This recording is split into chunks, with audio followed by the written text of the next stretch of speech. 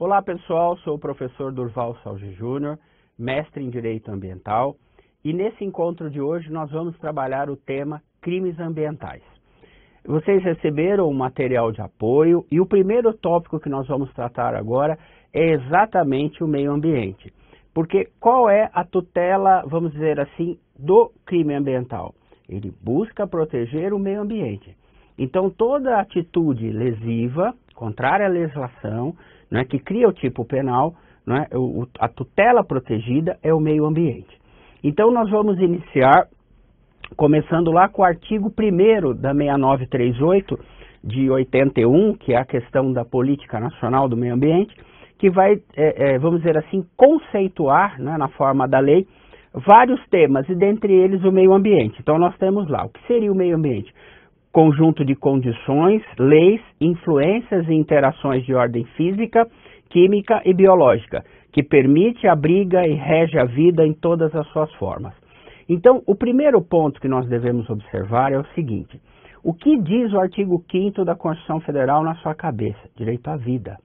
A vida, talvez de todos os bens do direito, é aquele que melhor deve ser tutelado. E vocês percebam, não é, de que no próprio conceito de meio ambiente, eu tenho no finalzinho, permite, abriga e rege a vida em todas as suas formas. Até eu brinco muito, quando você fala direito ambiental parece ser uma coisa meio alienígena, né? Mas eu sempre digo que ela tutela a vida em todas as suas formas. Esse direito tutela a vida em todas as suas formas. Então, ele tem aí uma importância bem específica que vale a pena nós usarmos isso daí como um alicerce para o estudo dos crimes ambientais. Então você perceba, não é, de que todas essas condições, estas leis, estas influências, estas interações que temos aí no campo físico, químico e biológico, todo esse conjunto, todo esse universo, é aqui dentro que a vida existe. A vida existe dentro de uma bolinha de interações químicas, físicas, biológicas, leis, influências e interações. Tudo isso forma uma bola, não é, que aí dentro a vida rege, a vida existe. Então, todas as vezes que eu, ser humano, principalmente, numa ação antrópica, mexer nessa bola, eu estarei, negativamente, eu estarei lesando esse meio ambiente, eu estarei desequilibrando esse meio ambiente. Então, na realidade, muita gente acha, meio ambiente é planta, é animal. Não, não é só isso. O próprio conceito legal, ele traz a vida em todas as suas formas. Então, o que eu tenho que lembrar do conceito de meio ambiente? É essa bola. É uma bolinha que aí dentro eu tenho condições, leis, influências e interações de ordem física, química e biológica. Tudo isso para abrigar, proteger e reger a vida em todas as suas formas. Fechou? Tranquilo. Vamos prosseguir. Professor Durval, há uma divisão do meio ambiente? A resposta é positiva. Nós dividimos o meio ambiente em 4.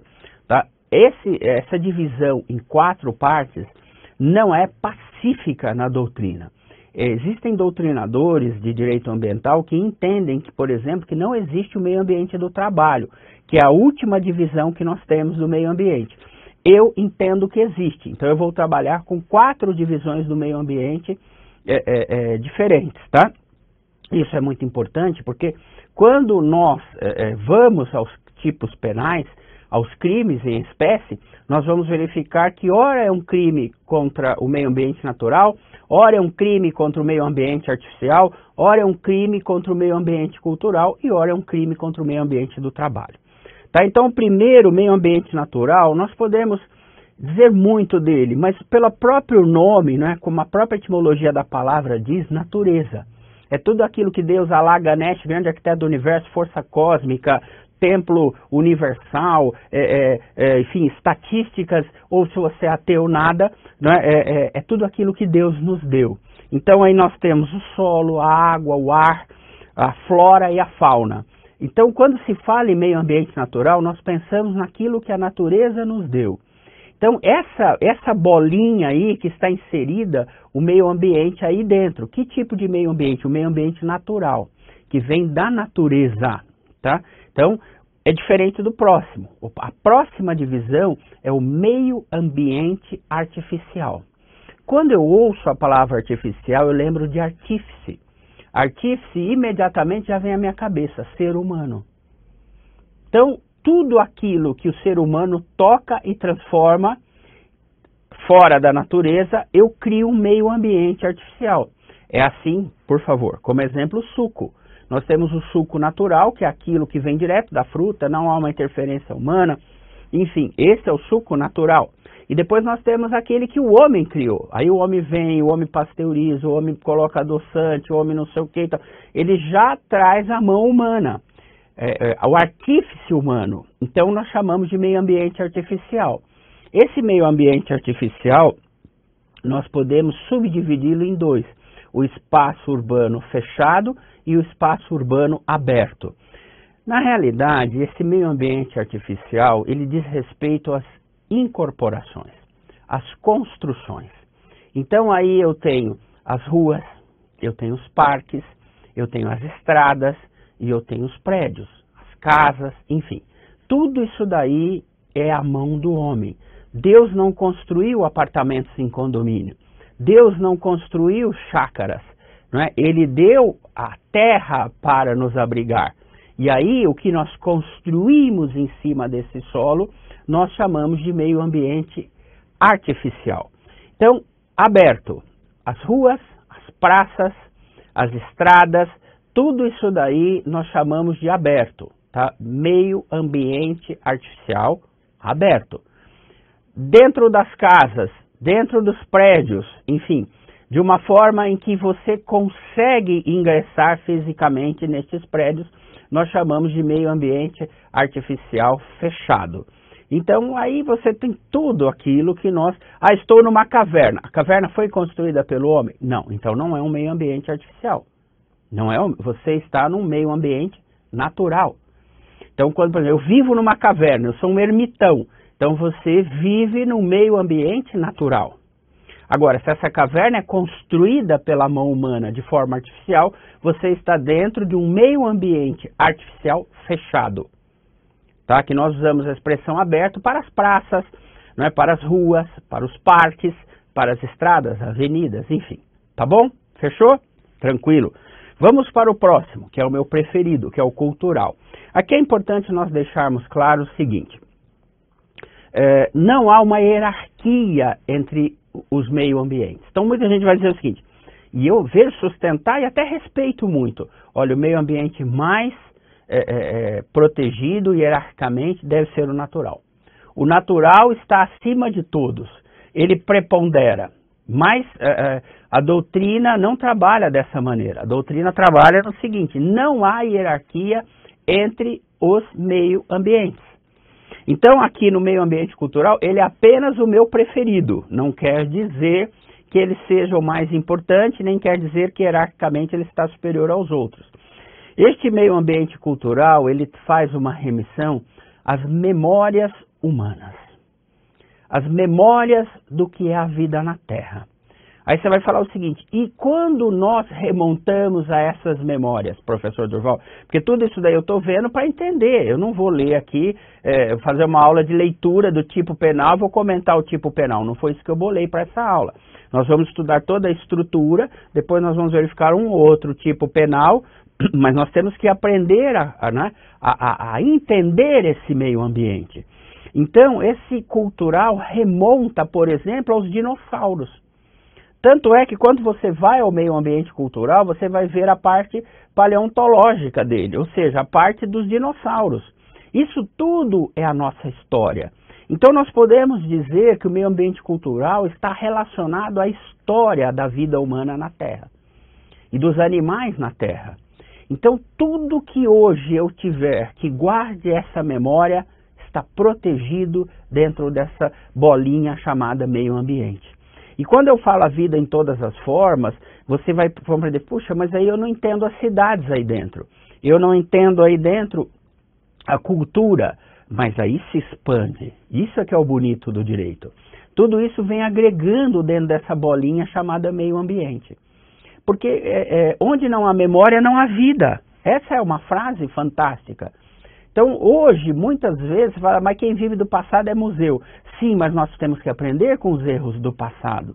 As guerras, as rebeliões, os tempos de paz, né, as grandes catástrofes, as grandes epidemias, tudo isso vai nos ensinando para o futuro.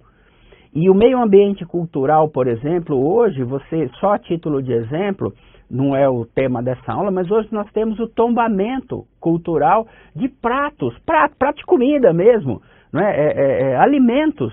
Então você tem hoje o arroz com piqui em Goiás, você tem o tutu em Minas, você tem o virado paulista em São Paulo, enfim, vários outros pratos em que estão tombados pelo patrimônio histórico. Por quê? Porque fazem uma alusão à nossa história. Então você imagina, né, onde nós chegamos nos tombamentos culturais. Isso daí é muito importante, tá? E por fim, o mais discutido de todos, que é o meio ambiente do trabalho, que ele está lá no 200, inciso 8 da Constituição Federal, que é o local onde as pessoas laboram. Na realidade, é essa questão da salubridade. O meio ambiente do trabalho, ele transita entre o direito ambiental e o direito do trabalho, na parte de segurança do trabalho. Então, por exemplo, aqui, eu estou gravando essa aula para vocês, mas em todo o conforto, todo o material de apoio, né, todo o ar-condicionado, todo o material que me cerca está me trazendo uma sadia qualidade de vida. Então, nesse caso específico, o meio ambiente do trabalho está equilibrado. Agora, você trabalha numa empresa que não há ar-condicionado, um calor danado, tudo aquilo velho, cadeira velha, cadeira que já te machucou, cadeira que está doendo as suas costas, mesa tudo quebrada, né, gaveta você não tem, você está tudo espalhado no chão, você não tem uma sadia qualidade de vida no trabalho. E assim sendo, então, o trabalho é enxergado no direito ambiental dessa forma. Um local onde devo ter respeitada a minha qualidade de vida. Afinal de contas, é no trabalho que nós passamos 1/3 do nosso dia, em linhas gerais, né? Porque o dia é dividido 8 horas para trabalho, 8 horas para o lazer e 8 horas para o descanso, para dormir. É lógico que hoje em dia você trabalha às 8, avança mais 8 horas no período de lazer e às vezes avança mais 2 horas no sono. Então tem muita gente que, né, às vezes como eu, trabalha 18 horas por dia, dormindo só 6. Então, aí você está num desequilíbrio, porque o dia é dividido justamente assim, 8, 8 e 8. Muito bem, depois, prosseguindo, né, nós temos aqui uma questão da responsabilidade civil. E aí é uma questão muito interessante a responsabilidade civil, porque quando nós vamos lá no artigo 14, parágrafo 1º da 6938, que é a lei que cuida da Política Nacional do Meio Ambiente, de 81, nós vamos verificar o seguinte: a legislação não tem meio termo. Ela já dá a medalhinha, ela diz que a responsabilidade civil no tocante ao meio ambiente é objetiva. Ponto. Independe de culpa. Professor Durval, por que a gente fala em responsabilidade civil numa aula sobre crimes ambientais? Eu não vou me aprofundar nisso daqui, mas é muito importante que nós saibamos de que o ato lesivo ambiental, ele pode ter 2 vertentes, e muitas vezes tem. Ele vai ter uma responsabilidade civil e vai ter uma responsabilidade penal. Então, e a própria legislação, a própria Constituição Federal fala, olha, independentemente, às vezes, de você reparar o meio ambiente, fica o crime. Então, essa é uma questão da responsabilidade civil que está muito efusiva na parte do meio ambiente. O meio ambiente, ele está dentro dos chamados direitos difusos, que é os direitos de terceira geração, aqueles direitos mais modernos. Tanto é que muitas vezes a questão ambiental é imprescritível, a responsabilidade civil é objetiva, enfim, são vários pontos que dão ao direito ambiental a força que ele tem. Então vamos fazer o seguinte, nós vamos dar uma paradinha nesse primeiro bloco e daqui a pouco nós já voltamos para o segundo bloco, não saia daí.